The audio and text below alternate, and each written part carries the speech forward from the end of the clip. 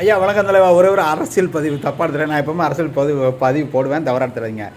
முந்தானத்து வந்து பார்த்தீங்கன்னா ஐயா எடப்பாடி ஐயா மதிப்பிற்குரிய ஐயா முன்னாள் முதலமைச்சர் எடப்பாடி ஐயா வந்து சொன்னாங்க, 4 பேரை அதாவது 4 பேரை வந்து கட்சி விட்டு நீக்கினது தான், இணைப்புன்ற பேச்சுக்கே இடம் கிடையாது அப்படின்னு அவர் சொன்னார். அது உண்மைக்குமே வாஸ்தவமான பேச்சு தான். ஏன்னா அவர் பின்னாடி ரெட்டலையும் இருக்குது, கட்சியும் இருக்குது. ஒன்று. ரெண்டாவது என்ன அப்படின்னா, இப்போ அந்த இடைத்தேர்தல் வந்து பார்த்தீங்கன்னா அந்த இடைத்தேர்தலில் கூட ஐயா அவங்க வந்து என்ன பண்ணாங்க, பன்னீர்செல்வம் ஐயா தனியாக போய் நின்னாங்களா இல்லையா? அப்போ அவர் என்ன போட்டுக்கணும், அதே கட்சி அதிமுகவும் போட்டுட்டது, அதே கட்சி அதிமுக போட்டு பின்னதுக்கு அவர் போய் அப்படி நிற்கணும். அதிமுக எதிர்த்தே அவர் நின்னார். ஒரு சாதாரண அரசியல் தெளிவு இருக்கிறவங்க எல்லாரும் பார்த்துட்டு தானே இருப்பான்.